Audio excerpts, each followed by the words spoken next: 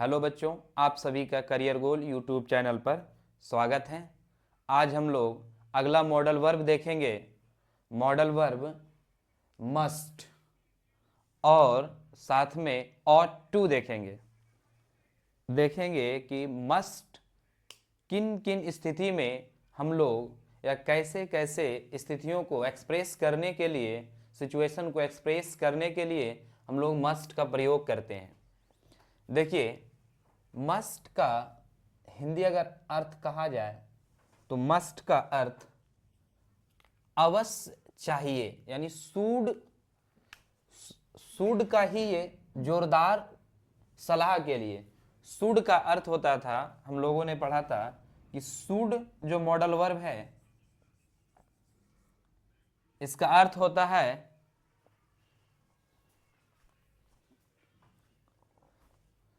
Should modal verb का अर्थ होता है चाहिए, जिसे सलाह दिया जाता। तो जब हम जोरदार सलाह देते हैं या फिर हम दृढ़ संकल्प लेते हैं तो मस्ट का प्रयोग करते हैं, और मस्ट का अर्थ भी अवश्य चाहिए, अवश्य चाहिए।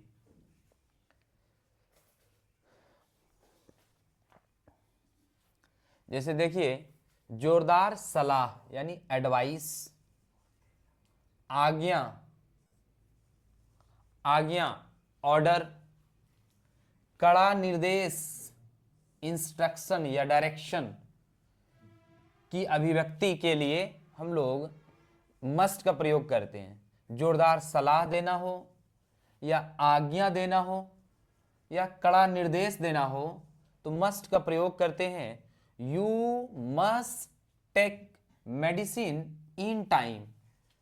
तो you must take medicine in time का अर्थ हुआ कि तुम्हें समय पर दवा ले लेनी चाहिए, यानी तुम्हें समय पर दवा अवश्य ले लेनी चाहिए।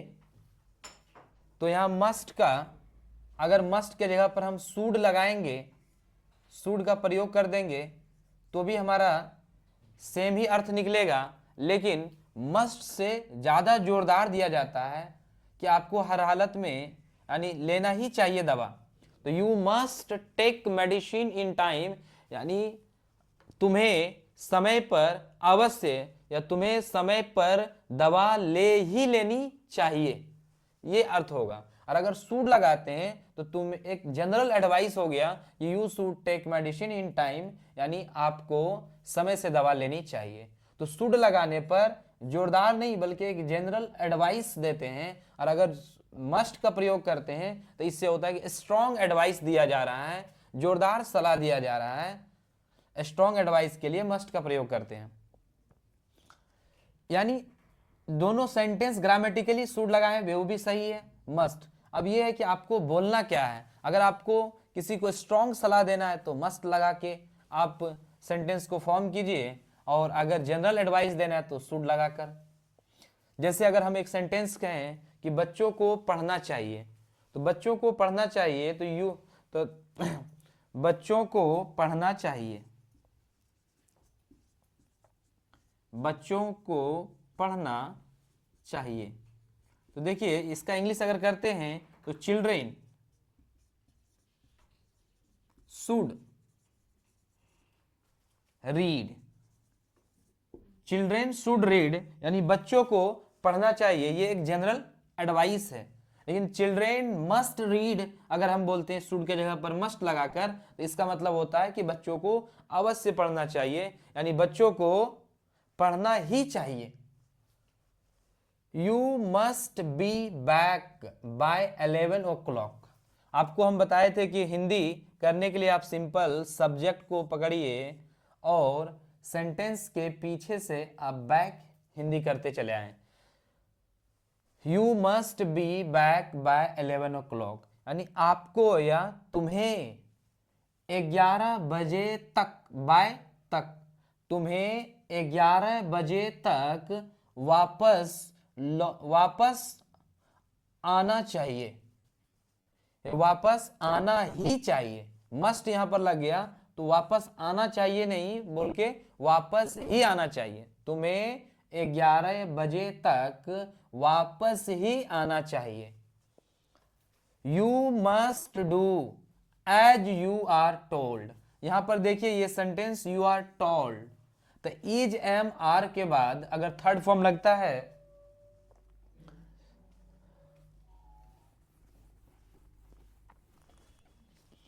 अगर is am are was were के बाद अगर वर्ब का थर्ड फॉर्म लगता है तो ये पैसिव स्ट्रक्चर है।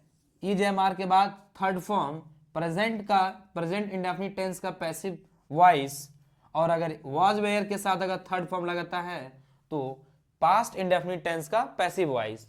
इसका मतलब एज यू आर टोल्ड, जैसा आपको कहा जाए, यू मस्ट डू, वैसा ही आपको करना चाहिए। यहां पे इसका अर्थ होगा एज यू आर टोल्ड, जैसा आपको कहा जाए, यू मस्ट डू, वैसा ही आपको करना चाहिए। वैसा ही, मस्ट जो लग रहा है वो जोरदार बना रहा है, सेंटेंस को जोरदार बना रहा है। Candidates must answer all the questions, यानी कैंडिडेट को सभी प्रश्नों के ऑल द क्वेश्चन, सभी प्रश्नों के आंसर, उत्तर देना अनिवार्य है। यानी मस्ट करने का मतलब अनिवार्य कह सकते हैं या फिर देना चाहिए। तो मस्ट लगने से अनिवार्यता को दिखाता है, शो करता है। तो हम लोगों ने देखा कि मस्ट का प्रयोग अनिवार्यता या सेंटेंस को जोरदार बनाने के लिए, या जोरदार सलाह या जोरदार रूप से आज्ञा देने के लिए, या जोरदार रूप से डायरेक्शन देने के लिए मस्ट का प्रयोग करते हैं। देखिए सेकंड यूज देखिए मस्ट का, दृढ़ संकल्प के लिए, स्ट्रॉन्ग डिटर्मिनेशन के लिए, या कर्तव्य ड्यूटी के लिए, ड्यूटी या दायित्व के लिए, रिस्पॉन्सिबिलिटी के लिए, अभिव्यक्ति के लिए, आदि की अभिव्यक्ति के लिए। यानी स्ट्रॉन्ग डिटर्मिनेशन को व्यक्त करने के लिए, एक्सप्रेस करने के लिए मस्ट का प्रयोग करते हैं। आई मस्ट गो, मुझे जाना ही चाहिए। यहाँ पे ही जो हो रहा है इसका अर्थ हुआ कि जोरदार बनाया जा रहा है इस वाक्य को। आई मस्ट गो यानी मुझे जाना ही चाहिए या मुझे अवश्य जाना चाहिए। इस सेंटेंस का अर्थ ये हुआ। अगर यदि मस्ट के जगह पर अगर शुड लगाएंगे तो वो जनरल हो जाएगा कि आई शुड गो, मुझे जाना चाहिए, साधारणता। आई मस्ट बी ऑनेस्ट, मुझे अवश्य या मुझे ईमानदार होना ही चाहिए। We must respect our elders, हम लोगों को अपने से बड़ों का रिस्पेक्ट करनी चाहिए, रिस्पेक्ट करनी ही चाहिए, या फिर रिस्पेक्ट, हम लोगों को अपने से बड़ों का रिस्पेक्ट अवश्य करनी चाहिए। तो इस तरह से सेंटेंस में मस्ट का प्रयोग करने से सेंटेंस के अर्थ में जोरदार सलाह हो जाता है। यू मस्ट ओबे योर पेरेंट्स, आपको अपने माता पिता के, अपने पेरेंट्स के आपको अपने माता पिता के आज्ञा को अवश्य माननी चाहिए या माननी ही चाहिए। इस सेंटेंस का अर्थ हुआ। तीसरा सिचुएशन में कि जब पॉसिबिलिटी या कंक्लूजन की तीव्रता अधिक रहती है, यानी पॉसिबिलिटी की चांस ज्यादा रहता है, कोई चीज होने का पॉसिबिलिटी, संभावना जब ज्यादा होती है तो शुड के बदले में मस्ट का प्रयोग करते हैं। ज्यादा संभावना को दिखाने के लिए मस्ट का प्रयोग किया जाता है। He must be sleeping there, यानी वह वहां सो रहा होगा। यहां पे मस्ट पॉसिबिलिटी को शो कर रहा है कि he must be sleeping there, वह वहां सो रहा होगा। बी मतलब होना। She must be 40 year old, यहां पे she must be 40 years old,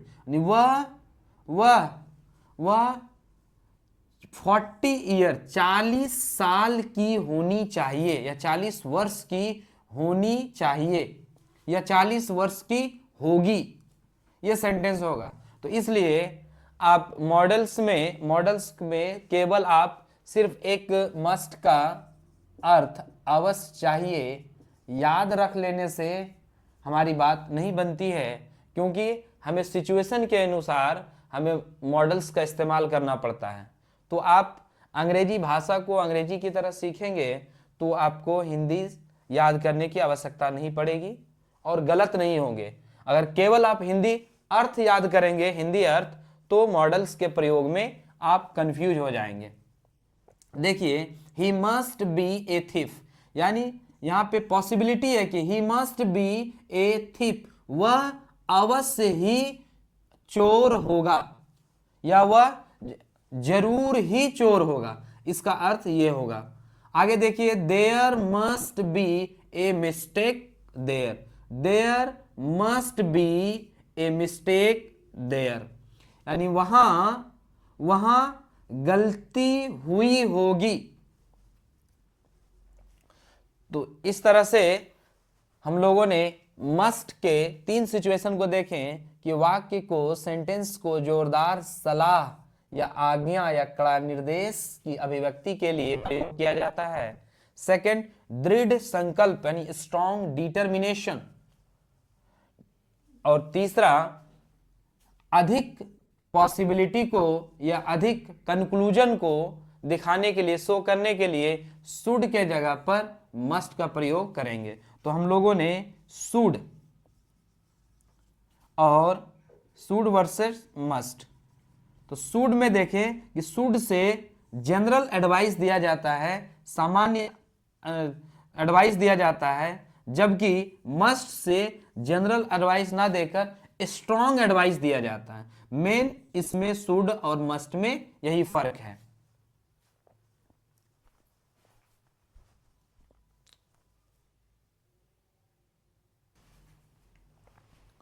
अब देखिए second modal verb ought to और शुड दोनों का मीनिंग सेम होता है, हिंदी मीनिंग चाहिए। और आउट टू के जगह पर शुड का प्रयोग कर सकते हैं और शुड के जगह पर आउट टू का प्रयोग नैतिक कर्तव्य, मोरल ड्यूटी यानी मोरल ऑब्लिगेशन, नैतिक कर्तव्य को, मोरल ऑब्लिगेशन को शो करने के लिए ऑट टू का प्रयोग होता है। जैसे we ought to help the poor, यानी एक इंसान के अंदर ये मॉरलिटी होनी चाहिए कि हम लोगों को गरीबों को हेल्प करनी चाहिए। ये सेंटेंस से एक मोरल ड्यूटी के बारे में पता चल रहा है कि हम लोगों को गरीबों को मदद करनी चाहिए। तो यहाँ पे आउट टू चाहिए अर्थ दे रहा है।